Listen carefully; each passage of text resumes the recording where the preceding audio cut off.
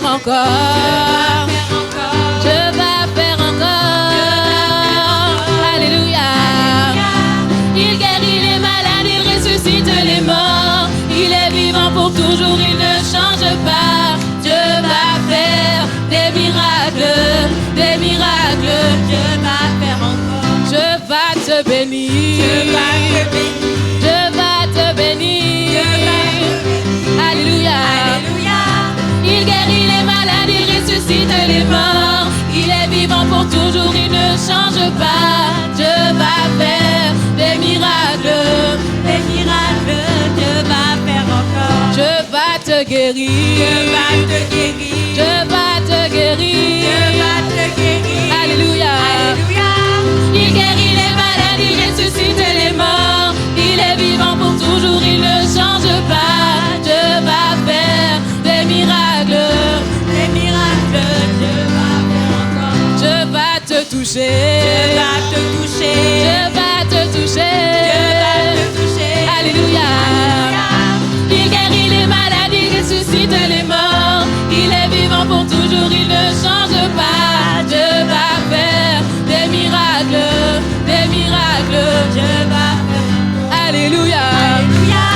Il guérit les malades, il ressuscite les morts. Il est vivant pour toujours, il ne change pas. Dieu va faire des miracles, des miracles. Dieu va faire encore. Alléluia. Alléluia. Il guérit les malades, il ressuscite les morts. Il est vivant pour toujours, il ne change pas. Dieu va faire des miracles, des miracles. Dieu va faire encore. Pousse des cris de joie vers ton Dieu. Wouh! Gloire à Dieu. Amen.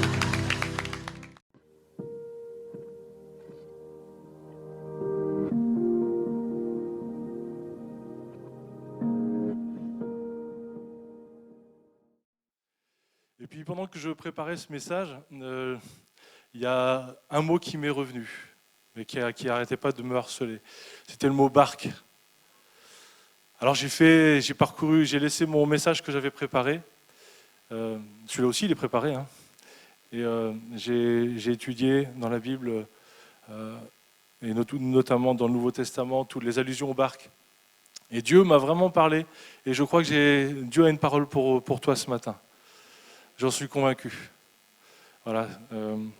Non pas parce que c'est moi qui prêche, mais sa parole, elle est suffisante pour nous convaincre, pour nous diriger, nous restaurer, nous guérir. Et donc j'ai pris en texte d'appui, c'est dans Marc, mais je demandais tout à l'heure à Thérence de venir lire le deuxième passage. C'est dans Marc 1, 16 à 18. En passant le long de la mer de Galilée, il vit Simon et André, frères de Simon, qui jetaient leur filet dans la mer. En effet, ils étaient pêcheurs. Jésus leur dit « Suivez-moi et je vous ferai pêcheurs d'hommes ». Alors j'imaginais la scène, et dans d'autres évangiles, c'est noté de la même manière. On voit Jésus, il passe, il leur dit « Suivez-moi et je vous ferai pêcheurs d'hommes ». Et il les suit. Mais ce qu'on voit dans Luc, et au chapitre 5, et Thérence, si tu veux venir lire, on va voir le complément des informations. Dieu nous donne, à travers l'évangile de Luc, d'autres informations.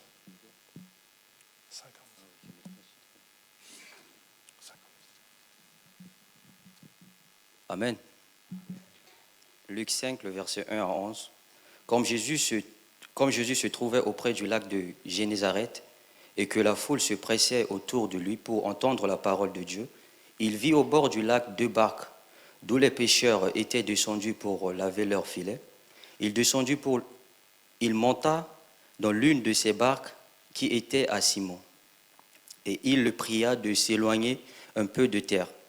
Puis il s'assit, et de la barque il enseigna la foule. Lorsqu'il eut cessé de parler, il dit à Simon, « Avance en pleine eau et jetez votre filet pour pêcher. » Simon lui répondit, « Maître, nous avons travaillé toute la nuit sans rien prendre, mais sur ta parole, je jetterai le filet. » Amen. L'ayant jeté, ils prirent une grande quantité de poissons et leur filet se rompait. Ils firent signer à leurs compagnes ils firent signe, à leurs compagnons qui étaient dans l'autre barque de venir les aider. Ils virent et ils remplirent les 2 barques au point qu'elles enfonçaient. Quand il vit cela, Simon tomba aux genoux de Jésus et dit, « Seigneur, retire-toi de moi parce que je suis un homme pécheur. » Car l'épouvante l'avait saisi, lui et tous ceux qui étaient avec lui, à cause de la pêche qu'ils avaient faite. Il en était de même de Jacques et de Jean, fils de Zébédée, les associés de Simon. Alors Jésus dit à Simon, « Ne crains point, désormais tu seras pêcheur d'hommes. » Et avant, ramener les barques à terre et laissèrent tout et le suivirent. Amen. Merci, Terence.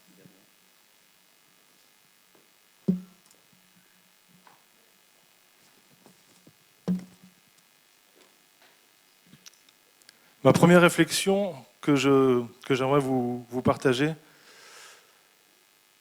et situer le contexte. Donc Simon, il a pêché toute la nuit, sans rien prendre. Il est au bord du rivage, il répare, il lave les filets. Et là, Jésus, pressé par la foule, se rapproche des 2 barques et demande à Pierre d'emprunter sa barque. C'est l'image de Jésus qui vient dans nos vies. C'est l'image de Jésus qui te cherche.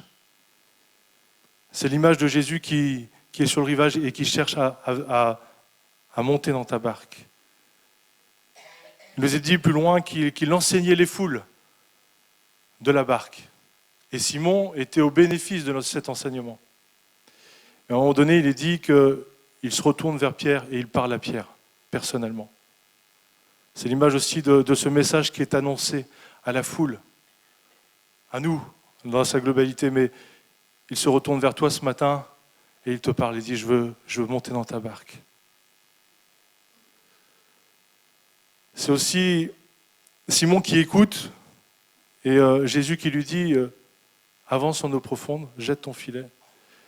Il commence à raisonner, mais Simon dit mais sur ta parole, je jetterai le filet.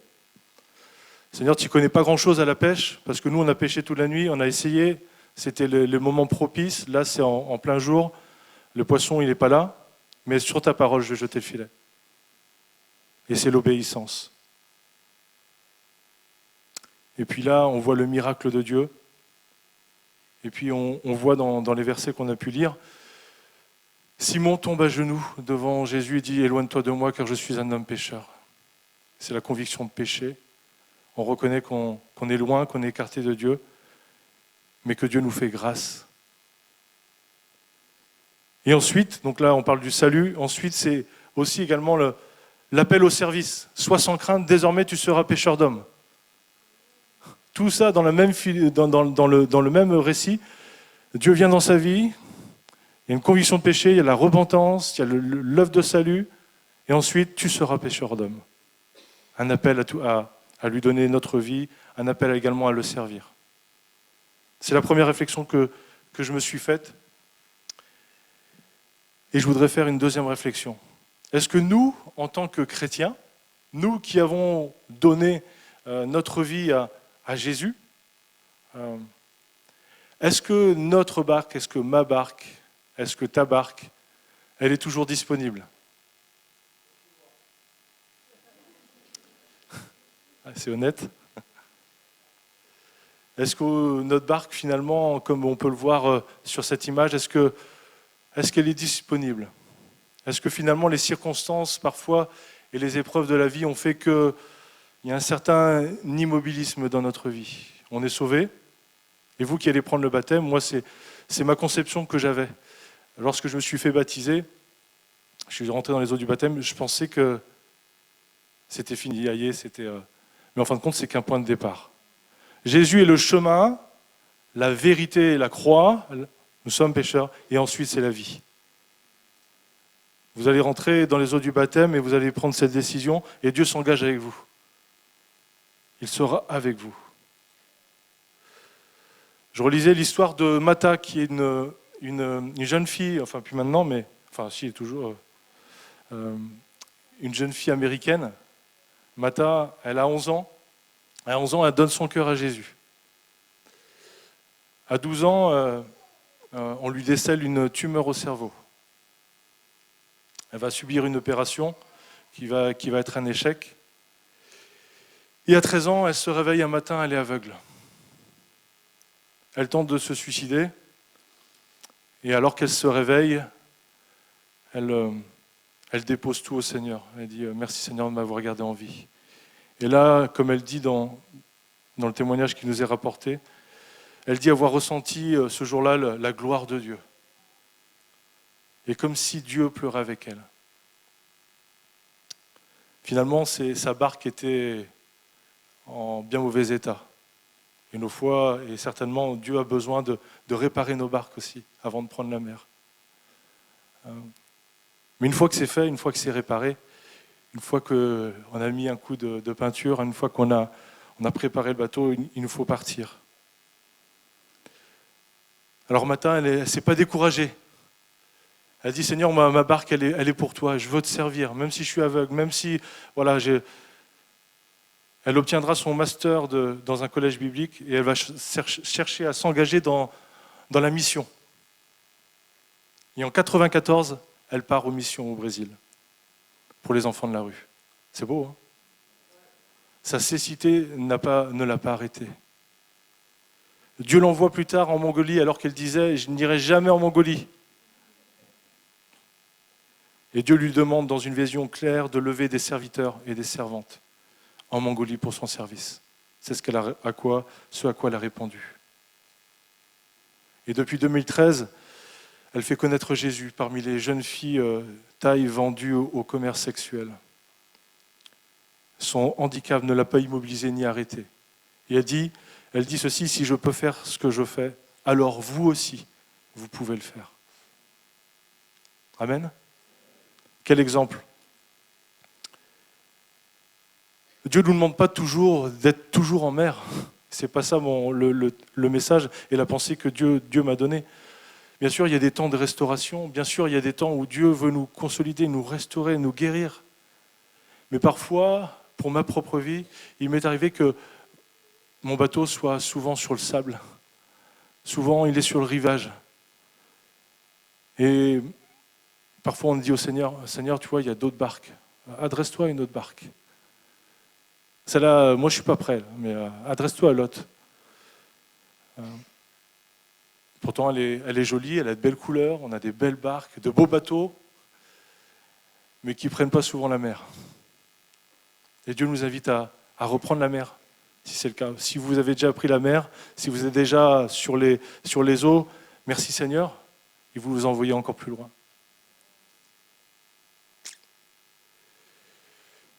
On peut facilement trouver des prétextes. Imaginez si Pierre avait dit à Jésus, je suis fatigué Seigneur, j'ai passé toute la nuit à pêcher. On aurait pu le comprendre.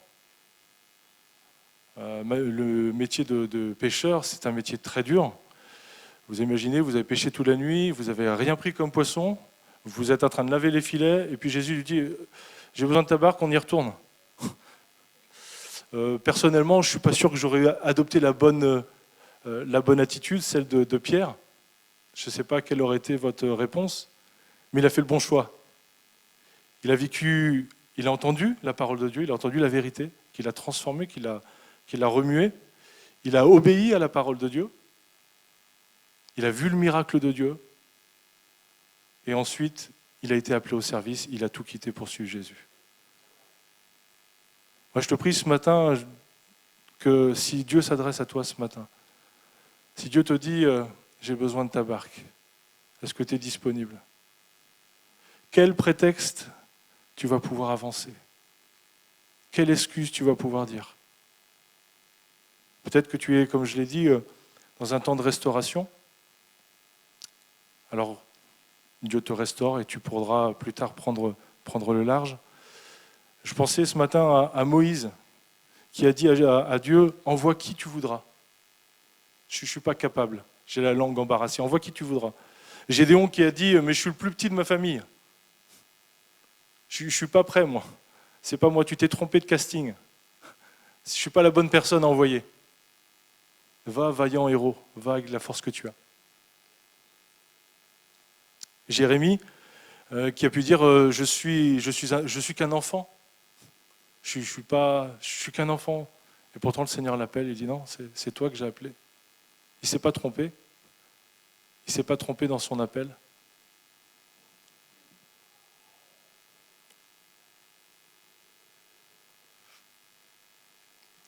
Il voudrait que tu t'éloignes du rivage, comme Pierre l'a fait. Alors tu vas être capable d'entendre ce qu'il a à te dire. Tu vas être capable d'entendre sa direction.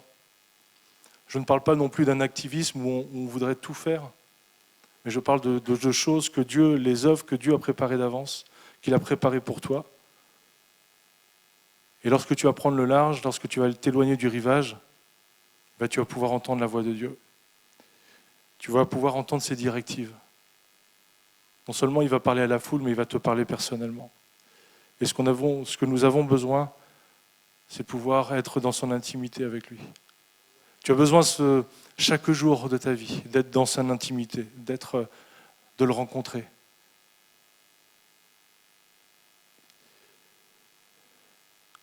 Une autre pensée que j'avais, c'est quitter le rivage, avancer. Alors là, on a vu, il lui demande de s'éloigner un peu du bord.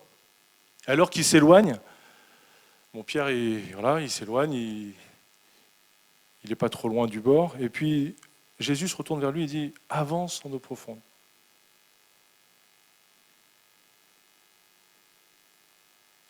Je ne sais pas pourquoi, je ne sais pas ce que ça évoque pour vous, le fait d'aller en eau profonde. Il s'éloignait du bord, déjà, c'est bien, mais en eau profonde, on sait très bien, nous, dans nos côtes, par chez nous, si vous allez en haute mer, pour parfois avoir pris le bateau, lorsqu'on va en eau profonde, on perd nos repères.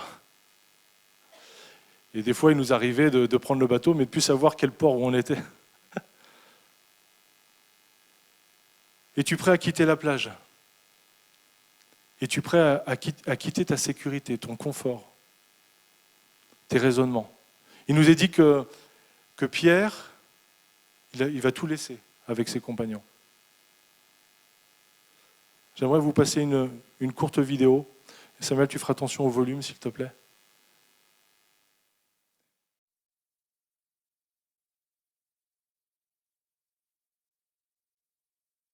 Off the team, whatever, there's so much instability, so much that we don't understand, that we don't know. For me, growing up, it was, a lot of you guys know my mom died giving birth to me, and my dad remarried, then my stepmom died in a car accident when I was 9, then my dad got married again, then my dad died of cancer when I was 12, and so I'm in junior high, my mom's dead, my stepmom's dead, my dad's dead.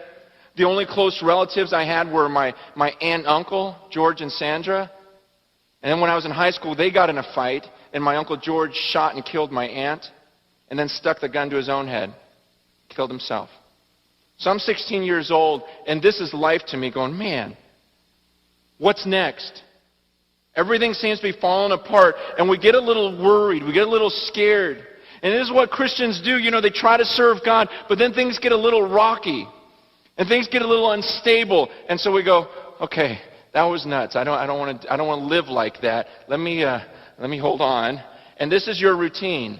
This is what so many people do. They go, you know what? I'm not going to try anything crazy. I'm just going to sit here, and I'm just going to hold on.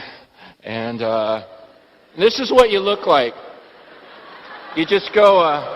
This is what people do. You know what? I'm just going to have my nice little family. We're just going to. We're just going to keep to ourselves. We're going to live in a gated community. I'm going to homeschool my kids, make them wear helmets everywhere. I'm going to, I'm not going to let them outside because sun has bad rays. I'm going to, just on and on and on. And you just live your life in the safety of, I don't want to do anything crazy for God. I just want to, go to church on Sundays and maybe give like 2%. and maybe help the nursery because I feel guilty. And then you do this your whole life, and then you go, your greatest prayer is like, God, you know what? I would love to die in my sleep and not even feel it, and then just go up to heaven. And so you want to die like this, just in your sleep, ooh, right in the middle of a dream, good dream, the dream you're going to heaven and you don't even feel it, and then suddenly you wake up, you stand before the judge, and you go. Now, if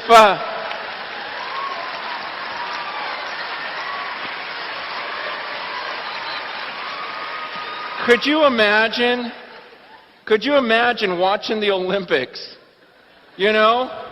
And some girl does that, just gets up there, starts straddling the thing, and then steps off and goes. What is the judge supposed to do on the card? You see, and to me, I go, man, that's the routine that so many Christians are headed for. That's the routine, the boring, I do nothing crazy because I don't want to fall. That's the routine that they're going to live, and then one day it's going to be a shock because they're going to step off that balance beam and realize they're standing before the judge. They're standing before the judge, and you think he's going to look at that routine and go, wow, well done. Well done. You lived the safest life possible. You didn't slip, you didn't fall. See, that's not the life that God's called us to. That's where the majority will head, but I don't want to go where the majority goes. 5 minutes de message, 5 minutes de vidéo, 5 minutes bien imagées. Il nous faut quitter. Honnêtement, si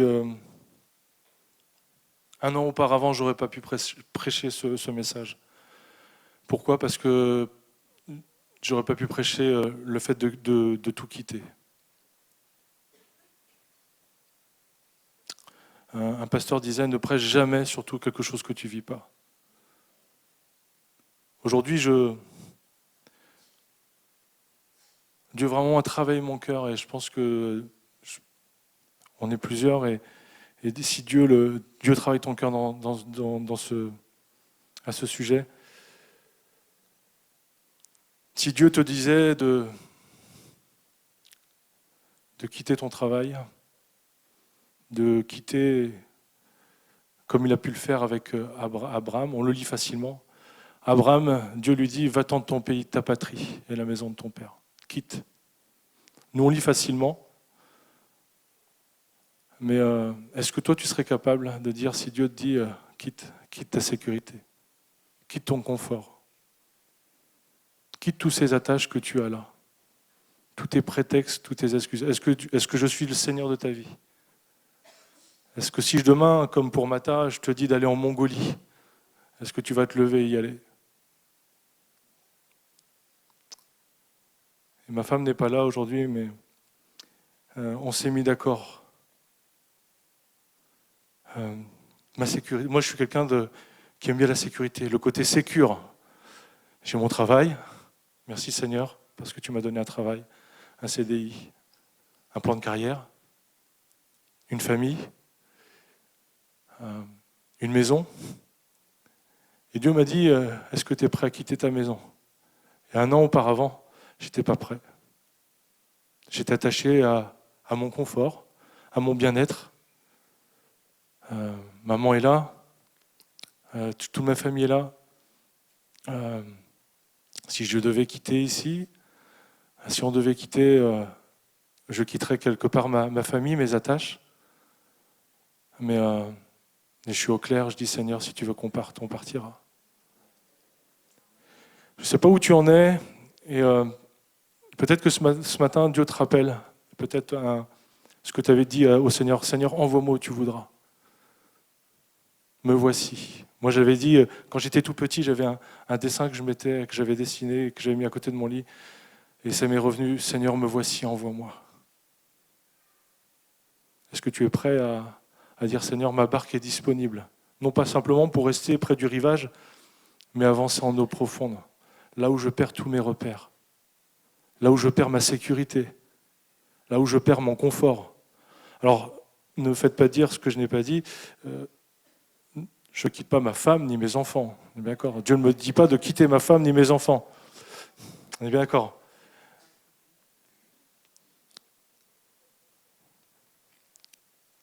On le lit facilement. Simon-Pierre, il a quitté son moyen de gagner sa vie. Il a suivi Jésus. Il a tout laissé.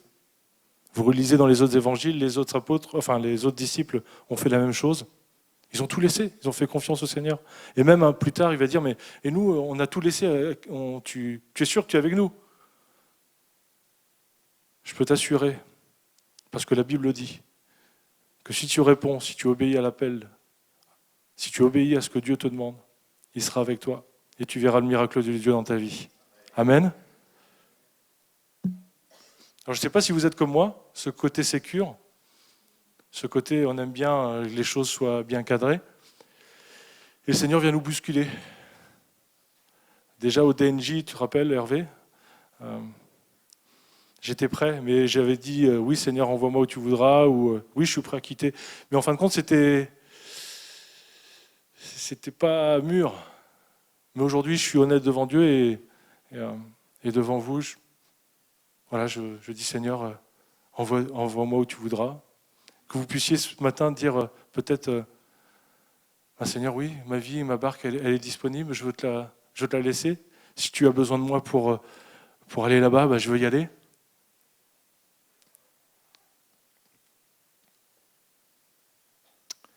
L'obéissance vaut mieux que les sacrifices. Et des fois, on peut faire tellement de choses pour Dieu pour finalement ne pas répondre à l'appel de Dieu. Jonas, qu'est-ce qui lui est arrivé? Jonas, Dieu lui a dit, va dans cette direction. Il a entendu la parole de Dieu. Pourtant, il a fait l'inverse. Et peut-être que nous, des fois, on sait ce que Dieu veut de notre vie, ce que Dieu a préparé. Par contre, on n'est pas OK avec ça. On veut faire autre chose. Donc, du coup, on va dans tellement de services, tellement de choses pour Dieu, que Dieu ne t'appelle pas à faire ça. Toutes les bonnes choses que tu fais pour Dieu ne sont pas celles que Dieu veut que tu fasses. Dieu a préparé de bonnes choses pour chacune de nos vies, pour ta vie.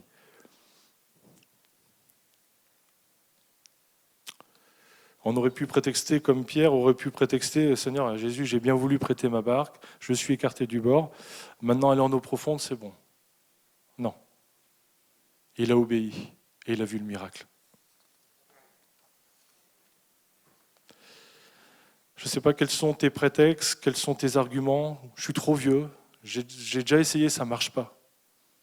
J'ai subi des échecs. Non, Seigneur, je ne suis pas guéri. Mais laisse-le te guérir et laisse-le te préparer pour qu'il puisse t'envoyer. Et j'ai juste un dernier point. Vous me permettez? Oui? Ok. Même si tu as échoué, même si tu as le sentiment d'avoir gâché l'appel que Dieu a mis sur ta vie, j'aimerais qu'on lise ensemble Jean, au chapitre 21, du verset 1 au verset 17. Jean, chapitre 21, versets 1 à 17.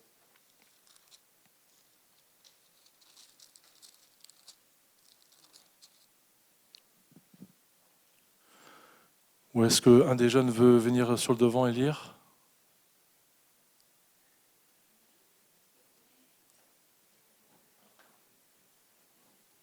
Jérémie.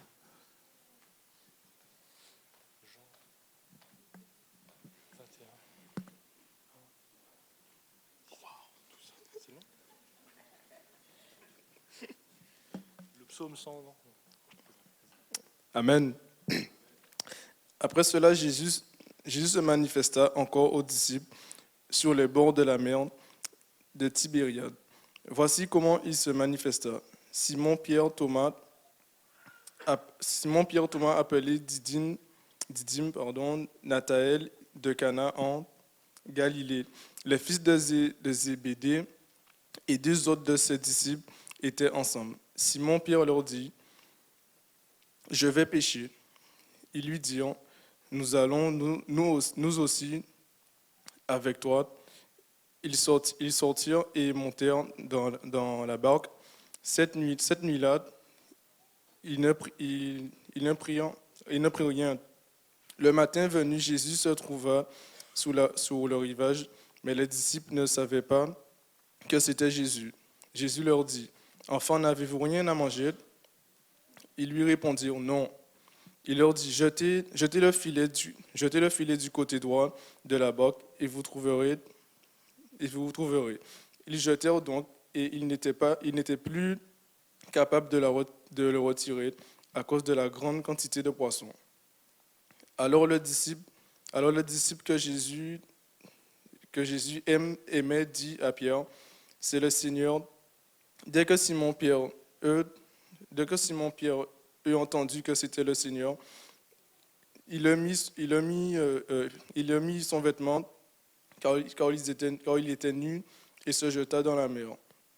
Les autres disciples vinrent avec la barque et entraînant le filet plein de poissons, car il était éloigné de la terre que d'environ 200 coudées. Lorsqu'ils furent descendus à terre, ils virent et la l'assiette du poisson posé dessus et du pain. Jésus leur dit, « Approchez des poissons que vous venez de prendre. » Simon-Pierre monta dans la barque et tira à terre le filet plein de 153 gros poissons. Et quoi qu'il en eût tant, le filet ne déchire pas. Jésus leur dit, « Venez manger. » Et aucun des disciples n'osait lui demander, « Qui es-tu ?» car il savait que c'était le Seigneur. Tu m'as dit jusqu'à quand encore 17, ok. Jésus approcha, prit le pain et leur donna, ainsi que le poisson. C'était déjà la 3e fois que Jésus se manifestait à ses disciples, depuis qu'il était ressuscité d'entre les morts. Après qu'ils eurent mangé, Jésus dit à Simon-Pierre, « Simon, fils de Jonas, m'aimes-tu plus que ne le font ceux-ci ?» Il répondit, « Oui, Seigneur, tu sais que je t'aime. » Jésus lui dit, « Prends soin de mes agneaux. » Et il lui dit une seconde fois, « Simon, fils de Jonas, m'aimes-tu » Pierre lui répondit, « Oui, Seigneur, tu sais que je t'aime. » Jésus lui dit, « Sois le berger de mes brebis. » Amen.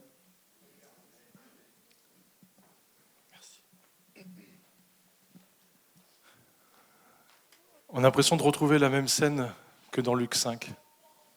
C'est vrai ? Pierre retourne à la pêche. Alors que au Luc 5, ils quittèrent tout, ils laissèrent tout et ils suivirent Jésus et le servirent. Pourquoi Pierre est retourné à la pêche ? C'est la seule fois où on va le voir repartir à la pêche. Parce que Pierre avait renié Jésus. Il ne se sentait plus capable. Il avait été déçu, il n'avait pas compris l'œuvre de la croix, il n'avait pas compris que Jésus devait mourir et ressusciter, il n'avait pas compris tout ça et il s'est senti peut-être abandonné. Et il s'est dit, je vais retourner à quelque chose que je sais faire, la pêche. Allez, venez avec moi. Venez avec moi, mes amis. On va retourner à la pêche, à ce que nous savons faire. Et ce qui est merveilleux, c'est que Jésus, il va se présenter à eux alors qu'il est ressuscité. Il se présente aux disciples. Et il va dire de loin, « Enfants, n'avez-vous rien à manger? Est-ce que vous avez pris du poisson ?» Et là, ils vont reconnaître que c'est Jésus. C'est beau ce que Dieu fait, le tact. Jésus aurait pu très bien faire des reproches à Pierre. « Pierre, j'ai quelque chose à te dire, viens par là. C'est quoi ton reniement là? C'est quoi tu étais bien sûr de ton appel, tu étais bien sûr un peu trop sûr de toi? Non, Jésus vient à lui. Et ce qui est merveilleux, c'est que Jésus va préparer un barbecue. Et quand on m'a dit que c'était le barbecue des jeunes, ça tombait juste au moment où j'avais fait le choix de changer le message. Et ça venait clôturer finalement confirmé. Alors c'est peut-être une petite chose, mais moi, ça a été un clin d'œil du Seigneur. Dieu a tellement d'attention à notre égard. Nous, on est tellement spirituels que des fois, il faut nous ramener sur terre. Dieu prépare un barbecue. Il a préparé le brasier. Il y a du poisson dessus. Et il dit, venez amener vos poissons maintenant. Et pareil, il enseigne les disciples, et puis il prend à part Simon. Il dit, Simon, j'ai quelque chose à te dire. Peut-être que Simon pensait que Jésus allait lui reparler de son reniement. Et que lui dit Jésus? Pierre, m'aimes-tu? Et puis là, on sait que ce que Pierre va dire, il va utiliser le mot amour, mais dans le sens plus faible. Et Pierre se sent indigne, un peu coupable. Il dit non, mais je t'aime bien, Seigneur, mais pas comme tu me le demandes. Et il répète, Simon, Pierre, m'aimes-tu? Alors sois le berger de mes brebis. Wow. Et là, il est restauré dans son appel. Peut-être que ce matin, Dieu te restaure dans ton appel. Tu dis, Seigneur, j'ai fait n'importe quoi avec ce que tu m'as donné. Et Seigneur, il ne vient pas te reprocher, il ne vient pas te condamner, il vient te dire, mais je t'aime. Et je veux te changer, je veux te transformer. Et j'ai besoin de toi. Paie mes agneaux, paie mes brebis, fais ce à quoi je t'ai appelé. Tu sais ce que Dieu veut de toi. Tu le sais au fond de ton cœur. Et Dieu te le rappelle ce matin. Dieu a vu tes pleurs. Dieu a vu ta repentance. Dieu a vu tout cela. Et il te restaure aujourd'hui dans ton appel. Il te restaure aujourd'hui dans sa volonté que tu montes à nouveau dans la barque et que tu le laisses conduire ta barque. Que tu fasses ce qu'il t'a demandé de faire.